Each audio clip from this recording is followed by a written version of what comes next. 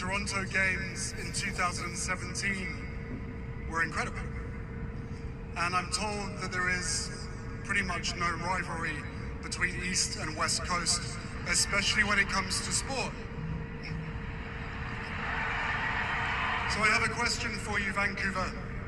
Are you ready to show Toronto and the world how the games are done?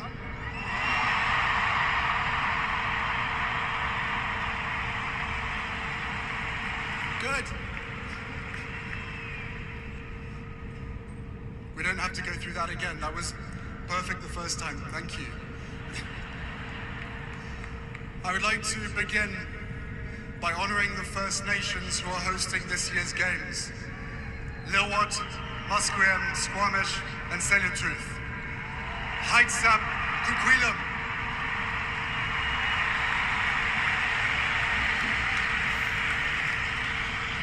From the bid for the games through to this week's competition, we have walked together side by side on this journey. And we are so grateful to you for having these games on your land. Today and for the next week, Warriors unite.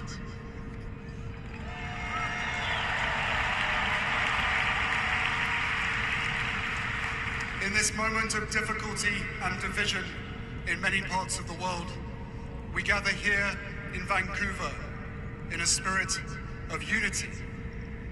We represent 23 nations, speak many different languages, and reflect the full breadth of the world's religions and faiths.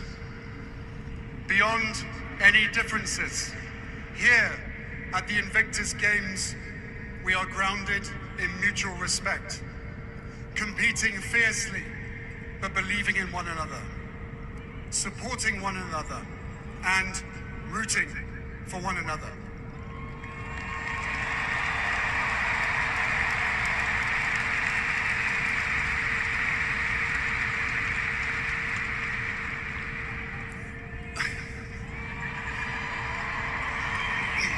I love you guys.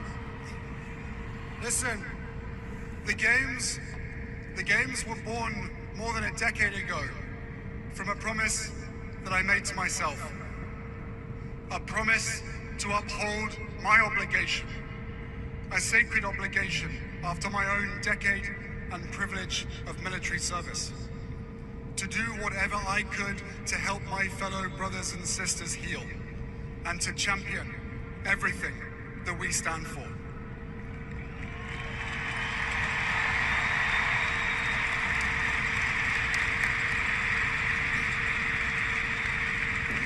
Over the past decade, I've lost count of the times that we've heard you tell us that the Invictus Games saved you. Respectfully, I disagree. Invictus didn't save you. You saved yourself.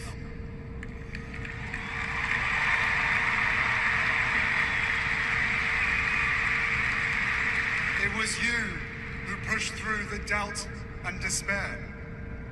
You who summited your own mountain and brought us along with you.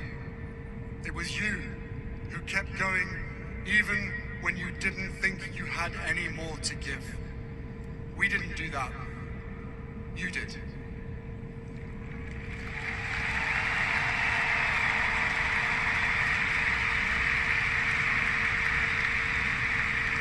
The games simply reveal what is already within you, that scarcest and most precious of the world's resources, character. A spirit of fortitude and perseverance that can never be defeated. That is the magic of the Invictus Games.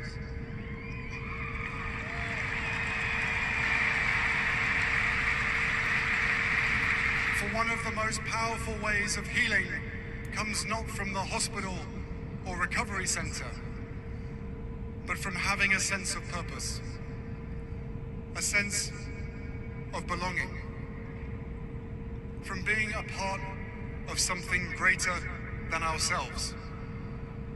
And that healing, though it begins with you, extends to your children and loved ones who delight in the simple gift of seeing you smile once again, of knowing your mind isn't someplace else and that you are fully present.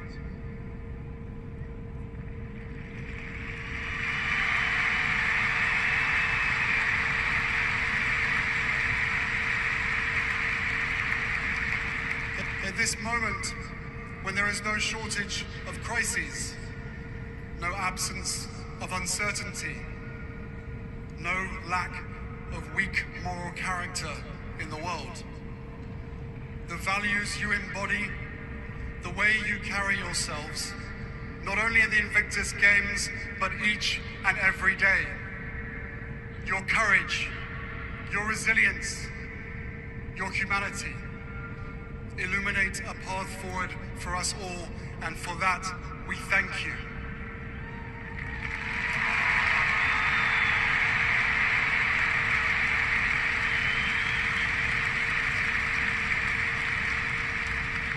Your leadership did not end when you stepped off the battlefield or took off the uniform. It endures. The example you set is a compass for the world.